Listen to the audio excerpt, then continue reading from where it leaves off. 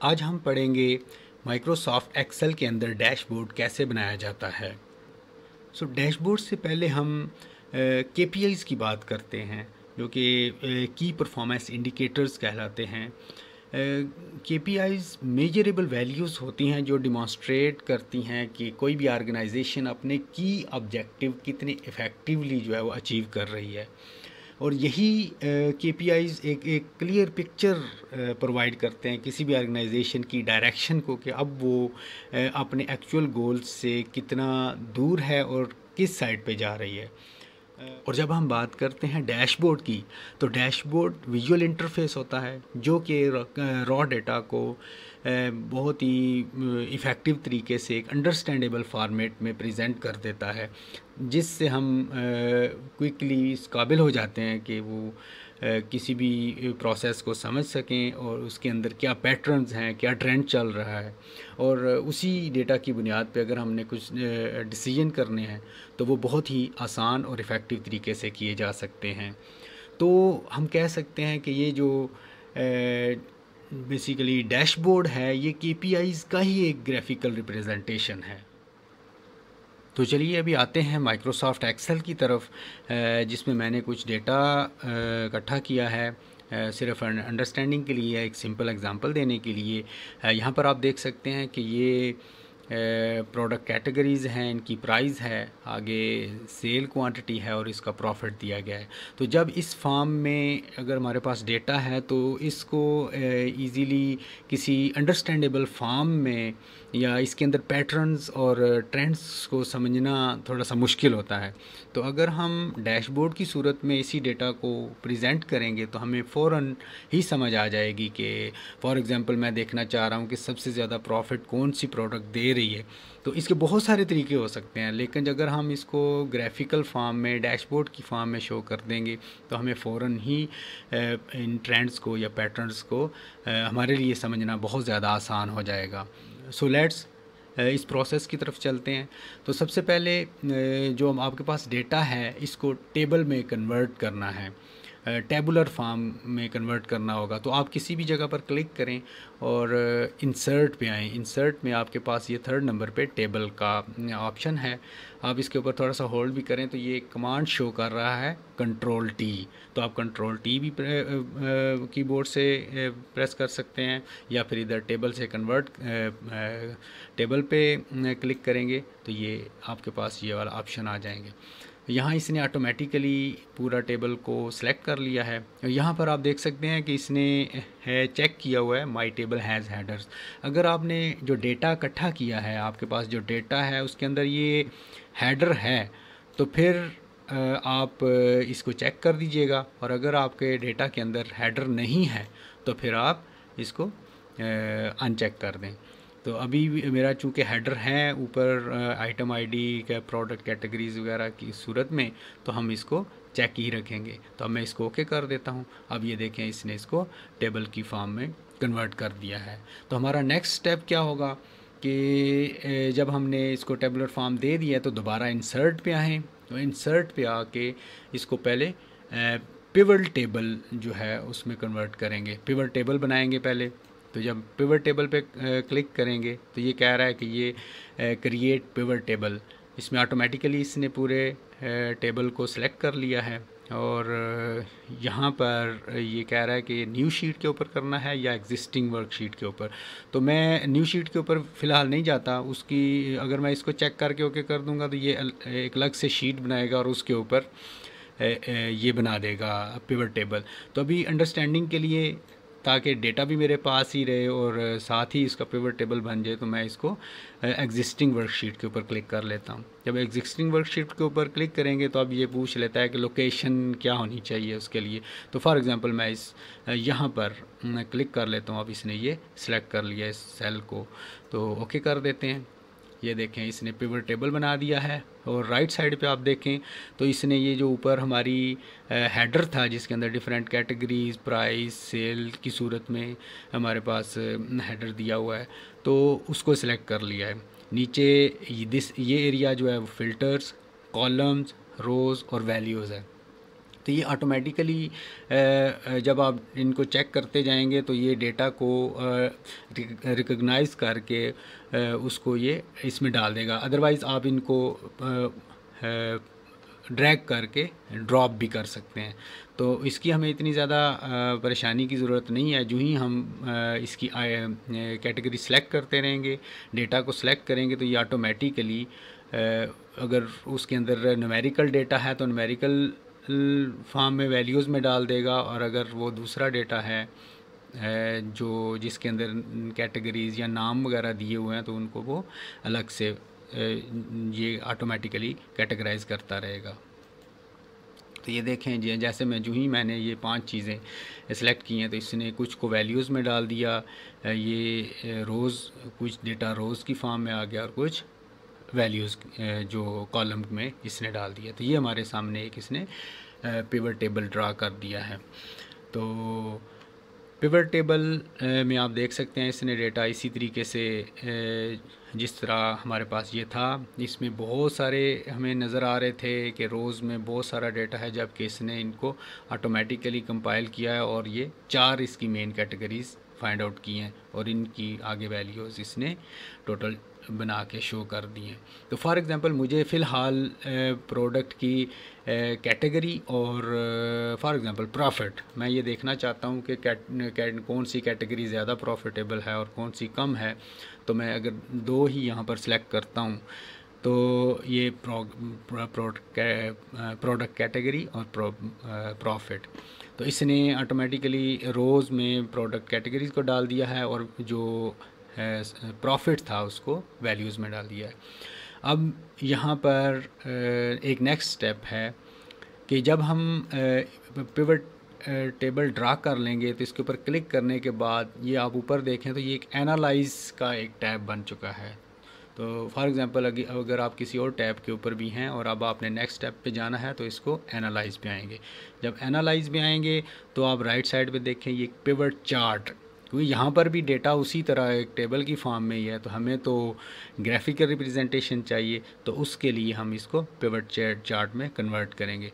तो आइए इंसर्ट करते हैं पिवट चार्ट। जब इसके ऊपर मैं क्लिक करूँगा तो ये अब मेरे सामने एक और पॉपअप खुला है जिसके अंदर डिफरेंट किस्म के ऑप्शंस हैं। आप देख सकते हैं कॉलम, लाइन, बार, और ये आपके डेटा के हिसाब से आप किस किस्म का डेटा है आपका और किस किस्म का उसको आप विजुअल रिप्रेजेंटेशन देना चाहते हैं, उसके हिसाब से आप यहाँ से सेलेक्ट कर लेंगे। तो बाय डिफ़ॉल्ट इधर कॉलम सेलेक्ट हुआ है, तो हमने भी अभी सिंपल मोस्ट प्रॉफिटेबल चीज़ को ही शो करवाना है कि कौन सी ज़्यादा प्रॉफिटेबल है और कौन सी कम अभी हमें प्रॉफिट दे रही है। तो उसके लिए सिंपल हमारे पास ये कॉलम्स वाला ग्राफ्स जो है वो यूज़ हो सकता है। तो मैं इसी को सिलेक्ट रहने देता हूँ। तो अब इसको ओके कर देते हैं। तो ये देखें आपके सामने ये एक इसने वो ग्राफ बना दिया है। ग्राफ्स की सूरत में हमें फ़ौरन पता चल रहा है कि ये देखें इलेक्ट्रॉनिक्स जो है वो सबसे ज़्यादा प्रॉफिट दे रही है। तो यहाँ पर इसने इसको हम मज़ीद मॉडिफाई भी कर सकते हैं। जैसे इसका ये चार्ट का टाइटल है, तो इसको मैं चूँकि मैंने इसमें प्रॉफिट शो करवाया है तो मैं फ़िलहाल इसको प्रॉफिट का टाइटल दे देता हूँ। जब प्रॉफिट का टाइटल दे दिया, इसके साथ ये सारा जो डेटा शो हो रहा है, जैसे ये लेजेंड है, यहाँ पर कुछ आपको सम ऑफ प्रॉफिट, प्रोडक्ट कैटेगरी, या अगर आप देखते हैं कि ये जब मैंने चार्ट बनाया है इसके ऊपर ये क्लटर बन गया है, ज़्यादा इन्फॉर्मेशन आ गई है, तो आप ये इसको आप कस्टमाइज़ कर सकते हैं। सबसे पहले आप अगर ये देखें राइट साइड पे प्लस का निशान है, इसके ऊपर क्लिक करेंगे तो यहाँ डिफरेंट किस्म के डेटा शो हो रहा है। जैसे एक्सिस है, एक्सिस टाइटल, तो ये तो हमें कोई भी ग्राफ को समझने के लिए होना चाहिए था, तो इसको मैं चेक कर लेता हूँ। ये देखें इस साइड पे चूँकि प्रॉफिट दिया हुआ है तो इसको प्रॉफिट कर लेते हैं, और इस साइड पे हमारी कैटेगरीज़ हैं तो इसको हम कैटेगरीज़ का नाम दे देते हैं। अब आ जाते हैं, अगर डेटा को आपने यहाँ ज़्यादा डेटा शो हो रहा है तो इसको हम ख़त्म भी कर सकते हैं। जैसे यहाँ पर अगर मैं लेजेंड को ख़त्म करना चाहता हूँ तो ख़त्म कर दें, और उसके साथ ये वाली अगर चीज़ें ख़त्म करनी हैं तो इसके ऊपर आएँ और राइट क्लिक करें। राइट क्लिक करने के साथ आप देख सकते हैं कि आप किसी एक बटन को ख़त्म करना चाहते हैं या तमाम को ख़त्म करना चाहते हैं तो आप इनको हाइड कर सकते हैं। तो अगर हम हाइड कर देंगे तो हमारे पास एक साफ़ सुथरा सा एक चार्ट नज़र आने लग गया है। इसके साथ अगर हम देखते हैं कि ये चार्ट और बैकग्राउंड के साथ कोई इतना अच्छा कंट्रास्ट नहीं बन रहा तो आप इसी के ऊपर क्लिक करें और इसके डिज़ाइन पे आ जाएं। डिज़ाइन में आपके सामने बहुत सारे डिज़ाइन शो हो जाएंगे, तो आप अपनी मर्ज़ी से कोई एक डिज़ाइन सेलेक्ट कर लें। ये देखें जैसा कि ये बड़ा अच्छा लग रहा है तो इसको मैंने यहाँ पर ही ड्रा कर लिया। ये हमारे पास एक चार्ट बन गया जो कि क्लियर हमें इंफॉर्मेशन भी शो कर रहा है। तो अब ये तो हमारा एक रिलेशन था कि कैटेगरीज़ और प्रॉफिट। इसी तरीके से अगर मैं कैटेगरीज़ का टोटल सेल देखना चाहता हूँ, उसका अलग से बनाना चाहता हूँ, तो उसको भी चलिए बना कर देख लेते हैं। इसको थोड़ा सा छोटा कर लेते हैं ताकि हम यहाँ पर जगह बन जाए। अब दोबारा उसी तरह ही टेबुलर फॉर्म में हमारे पास डेटा था, हमने कन्वर्ट किया था कंट्रोल टी से। अब दोबारा इंसर्ट पे आएंगे, पिवट टेबल पे आएंगे। पिवट टेबल के अंदर हम एग्जिस्टिंग वर्कशीट के ऊपर ही क्लिक करेंगे और यहाँ पर इसके पैरेलल में बना लेते हैं इस सेल के अंदर। तो ये मैंने सेल सेलेक्ट किया, इसके अंदर इसने सेलेक्ट कर दिया। अब ओके कर देंगे।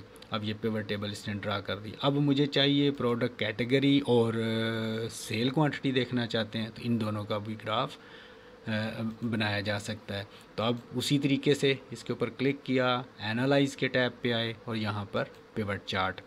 पिवट चार्ट में फॉर एग्ज़ाम्पल मैं इसको पाई दे देते हैं। चलिए पाई की फॉर्म में इसको शो करवाते हैं। तो ये पाई बन गया। इसने एक डिस्क की सूरत में हमें डेटा दे दिया। इसी को हम यहाँ पर रख लेते हैं। तो ये अब इसको भी उसी तरीके से कस्टमाइज़ कर लेते हैं। ये सेल है, सेल का डेटा है और उसके साथ ये कैटेगरीज़ रहने देते हैं। ये जो लेजेंड है ये रहने देते हैं क्योंकि ये बहुत ही, जैसा कि ये ब्लू है तो ये क्लोथिंग को शो कर रहा है। इसी तरह इलेक्ट्रॉनिक्स है तो ये ऑरेंज कलर है और इस तरीके से दूसरी कैटेगरीज़ हैं। और अगर क्या कहते हैं, यहाँ पर मुझे एक पॉइंट मैं भूल गया था कि यहाँ पर अगर ये टोटल क्वांटिटी पता नहीं चल रही है आपको कि ये अंदाज़न तो हम कह सकते हैं ये 3500 और 3000 के दरमियान में ये वैल्यू है, लेकिन एग्जैक्टली दिखाना चाहते हैं आप या शो करवाना चाहते हैं तो आप इसी तरह प्लस पे आएँ और डेटा लेबल्स इस पर चेक कर दें तो ऑटोमेटिकली आप देख सकते हैं कि ये उसने एग्जैक्ट वैल्यूज़ भी दे दी हैं। ठीक है, इसी तरीके से अब ये भी थोड़ा सा बैकग्राउंड के साथ मिक्स हो रहा है तो इसके डिज़ाइन पे आके इसको भी थोड़ा सा इस तरह का एक डिज़ाइन दे देते हैं। तो फॉर एग्ज़ाम्पल ये हमारे पास दो चीज़ें आ गई। अब इसी तरीके से अगर आपके पास बहुत ज़्यादा डेटा है और आप ये बहुत सारे फील्ड जो हैं वो सामने शो करवाना चाहते हैं तो उसके लिए फिर आप पूरा डैशबोर्ड बनाएंगे। तो ये तो हमारे पास सिंपल सा एक डेटा था जिसके अंदर 2 से 3 पैरामीटर्स हैं, उन्हीं की बुनियाद के ऊपर हम डिफरेंट चीज़ों को गेज कर रहे हैं। तो अगर कम्प्लेक्स डेटा हो, बहुत सारी चीज़ें आपने शो करनी हो जिनका आप जो इंटर रिलेटेड भी हों तो उसके लिए फिर आपको पूरे डैशबोर्ड की ज़रूरत पड़ेगी। तो अगर आपने डैशबोर्ड बनाना है तो डैशबोर्ड पे आ जाते हैं। इसी तरह एक शीट बनाएं, शीट को डैशबोर्ड का नाम दे देते हैं और अब दोबारा उधर ही आते हैं जो हमने ये बनाया था, चार्ट्स बनाए थे। अब इनको मैं कॉपी कर लेता हूँ, कंट्रोल सी और इसी तरीके से यहाँ पर कंट्रोल वी कर देते हैं। अब इनकी पोजीशन आप अपनी मर्ज़ी से सेट कर सकते हैं। अगर बहुत सारे पैरामीटर्स होंगे तो आप इनको उसी तरीके से इसको सेट कर लें।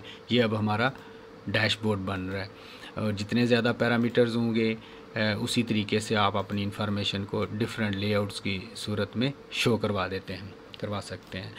अब यहाँ पर बात कोई इतनी मज़े की नहीं लग रही क्योंकि इसने ग्राफिकली शो तो कर दिया है, लेकिन अगर यूज़र का जो इसको समझ रहा है, जो जिसके सामने हमने प्रेजेंट किया है, वो इसके साथ अगर इंटरेक्ट करे तो वो ज़्यादा बेहतर है। फॉर एग्ज़ाम्पल वो सिर्फ़ एक का चीज़ का डेटा देखना चाहता है, बाकी का नहीं देखना चाहता, या किसी 2 कैटेगरीज़ का देखना चाहता है, तो वो फिर किस तरीके से यहाँ पर सिलेक्ट करेगा। ये तो हमारे सामने बिल्कुल एक स्टैटिक इन्फॉर्मेशन आ रही है। तो इसको डायनामिक बनाने के लिए, इसके अंदर इंटरेक्टिविटी डालने के लिए हम थोड़ा सा इसको मज़ीद मॉडिफाई करते हैं। तो यहाँ पर ही जब आप डैशबोर्ड के ऊपर हैं, किसी एक चार्ट के ऊपर क्लिक करें और इंसर्ट के ऊपर आएँ, और यहाँ पर ये आप देख सकते हैं स्लाइसर। तो इसके साथ टाइमलाइन भी है। अगर आप डेट वाइज डेटा को टाइम के हिसाब से डेटा को यूज़र को ये ऑप्शन देना चाहते हैं कि वो किसी एक महीने का, किसी एक ख़ास दिन का, किसी वीक का डेटा देखना चाह रहा है तो टाइमलाइन ले लें। यहाँ पर फ़िलहाल मैं आपको स्लाइसर के बारे में बताता हूँ कि जब आप एक चार्ट को सिलेक्ट करके स्लाइसर पे क्लिक करेंगे तो ये ऑटोमेटिकली जो हमारी कैटेगरीज़ थी, ऊपर जो हमारा हेडर था, ये उसने शो कर दिया। इसमें से हम मल्टीपल स्लाइसर भी यूज़ कर सकते हैं। तो फ़र्ज़ करें अभी मैं इसको प्रोडक्ट कैटेगरी ही बनाता हूँ इसका स्लाइसर, तो ओके कर लेते हैं। ये देखें, इस हमारे सामने एक ये इसने एक स्लाइसर बना के दे दिया है। तो जिस पे हम क्लिक करेंगे उसी का डेटा हमारे सामने शो हो जाएगा, ये आप देख सकते हैं। और इसी तरह अब यहाँ पर एक और बात कि जब मैं इसके ऊपर इसको सिलेक्ट कर रहा हूँ तो ये क्लोथिंग ये तो चेंज हो रहा है, लेकिन सेल वाला उसके हिसाब से चेंज नहीं हो रहा।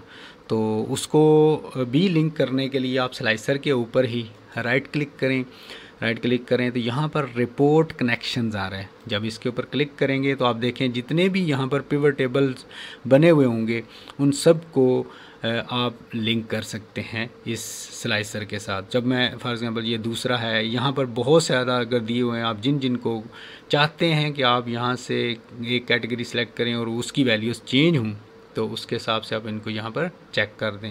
ठीक है, अब यहाँ पर ये जो स्लाइसर था हमारा, इसको दोबारा उसी तरीके से रिपोर्ट कनेक्शंस करते हैं। अब ये देखें, ये टेबल भी अपीयर हो गया। इसको चेक किया, ओके किया। अब ये देखें, आपने इलेक्ट्रॉनिक्स की कैटेगरी सेलेक्ट किया तो इसने सिर्फ इलेक्ट्रॉनिक्स शो कर दिया। होम अप्लायंसेस की है तो अब होम अप्लायंसेस। जिस तरीके से ये चेंज हो रहा है इसी तरीके से ये भी चेंज होता जा रहा है। अब दोबारा देखते हैं प्रीवियस डेटा की। इसकी डेटा की बुनियाद पे चूँकि ये टेबल बना है, ये तमाम डैशबोर्ड बन रहा है, तो अगर इस डेटा के अंदर चेंज करते हैं तो फिर इसको अपडेट कैसे अपडेट होगा। इसके फ़िल्टर्स क्लियर कर देंगे तो ये सारा शो हो जाएगा। अब दोबारा आते हैं, फॉर एग्ज़ाम्पल ये डेटा हमारे पास अब डबल हो गया है। ठीक है जी, ये एक महीने की पहले अगर हमने डेटा लिया था, अब अगले महीने का और डेटा आ गया, इसको कंट्रोल V कर दिया। तो अब देखते हैं इसको कि ये फ़र्ज़ करें अब डेटा की वैल्यूज़ चेंज हो गई, तो अब ये अपने आप को कैसे चेंज करेगा। तो देखें, यहाँ पर डिज़ाइन में रिफ़्रेश का ऑप्शन आ रहा है। रिफ़्रेश ऑल कर देंगे तो ये वैल्यूज़ भी अपडेट हो गई हैं। और इसी तरह जब डैशबोर्ड के ऊपर आएंगे तो डैशबोर्ड में भी जब आप क्लिक करेंगे किसी भी चार्ट को, तो इसमें डिज़ाइन और एनालाइज और रिफ़्रेश, यहाँ पर रिफ़्रेश ऑल। जब रिफ़्रेश ऑल करेंगे तो ये ऑटोमेटिकली अपनी वैल्यूज़ को अपडेट कर देगा। बल्कि जब हमने यहाँ पर ही रिफ़्रेश किया था तो उसने वैल्यूज़ ये 6400 पे जा चुकी है। पहले हमारी 3200 थी, आपने देखा था पहले जब वैल्यूज़ शो हो रही थी। इसी तरीके से चलें एक और वैल्यू चेंज करके देखते हैं। फॉर एग्ज़ाम्पल प्रॉफिट ही है तो इसका मैं प्रॉफिट फॉर एग्ज़ाम्पल 2500 तक ले जाता हूँ। तो अब इसको जो ही रिफ़्रेश करेंगे तो आप देखिएगा वैल्यू आगे बढ़ जाएगी। ठीक, ये देखें 8400 तक चली गई है, बाकी के कंपैरिजन में ये और ऊपर चली गई है। इस तरीके से ये अपडेट हो जाएगा और यहाँ पर भी ये अपडेट हो चुका है, आप देख सकते हैं। तो ये था हमारा जो स्लाइसर और डैशबोर्ड का। इसी तरीके से आप मुख्तलिफ़ चीज़ों को यहाँ पर शो करवा सकते हैं। अब प्रोडक्ट कैटेगरीज़ में ये देखें, ये इस तरह का एक कोई इतना अच्छा नहीं लग रहा था, इसको भी हम कस्टमाइज़ कर सकते हैं। इसके ऊपर राइट क्लिक करें, इसकी साइज़ एंड प्रॉपर्टीज़ के ऊपर आएँ। अब इसका ये हमारे पास साइज़ आ गया और इसकी पोजीशन एंड लेआउट आ गया। फॉर एग्ज़ाम्पल मुझे ये बटन की सूरत में चाहिए, मैं इनके नीचे इस तरीके से यहाँ पर बटन लगाना चाहता हूँ, तो आप इसको यहाँ पर लेकर आएँ, इसकी पोजीशन चेंज करें, नंबर ऑफ़ कॉलम्स पे आ जाएँ। ये फॉर एग्ज़ाम्पल हमारे पास 4 चीज़ें हैं तो मैं 4 बटन्स मुझे चाहिए, तो इसको इस तरीके से हम कर लेते हैं। अब ये थोड़ा सा इस तरीके से हो जाएगा, इसको छोटा कर लें अब ये देखें, ये आ गया। और ये ऊपर आप प्रोडक्ट कैटेगरीज़ वाला ऑप्शन भी इतना अच्छा नहीं लग रहा, क्योंकि ये सामने हमारे कैटेगरीज लिखी हुई हैं, तो मैं चाह रहा हूँ ये सिर्फ बटन्स ही रहें। तो उसी तरीके से आप इसके ऊपर राइट क्लिक करें, स्लाइसर सेटिंग पे जाएं और यहाँ पर इसका डिस्प्ले हेडर इसको अनचेक कर दें, तो ये हमारा हेडर गायब हो जाएगा। तो अब हमारे पास ये वाले बटन इस तरीके से रह जाएंगे। अब किसी भी कैटेगरीज़ को आप शो करवाना है तो आप किसी एक के ऊपर क्लिक करेंगे तो वो उसका शो हो जाएगा और वो हाईलाइटेड रहेगा, बाकी सारे जो हैं वो कलर डिसकलर रहेंगे। इस तरीके से आप डेटा, और जब इसी को रीसेट करना होगा तो राइट क्लिक करें और क्लियर फ़िल्टर्स कर दें, तो दोबारा वो सारे का सारा डेटा आपके पास शो हो जाएगा। इसके साथ ही अगर मैं चाहता हूँ कि यार ये तो अपनी जगह चेंज कर रहा है माउस क्लिक होल्ड करने से, तो मैं चाहता हूँ ये एक जगह पर सॉलिड हो जाए, तो इसके लिए राइट क्लिक करें, साइज़, और यहाँ पर डिसेबल रिसाइजिंग एंड मूविंग कर दें। अब ये अपनी जगह पर स्टिक हो जाएगा, अब ये मूव भी नहीं करेगा और चेंज भी, इसका साइज़ भी चेंज नहीं होगा। तो इस तरीके से आपके पास ये डैशबोर्ड बन गया। यहाँ पर थोड़ा सा इसका लेआउट इस तरीके से सेट कर लेते हैं। ये अब इस तरीके से हमारा डैशबोर्ड आ गया। जो वैल्यूज़ चेंज होंगी ये भी हमारे पास अपडेट होता रहेगा और डिफरेंट किस्म का डेटा आप अपने पास ग्राफिकल फॉर्म में शो करवा सकते हैं। तो ये था डैशबोर्ड कि हम माइक्रोसॉफ्ट एक्सेल को किस तरीके से डैशबोर्ड बनाने में यूज़ कर सकते हैं। तो thank you for watching this video, please keep watching.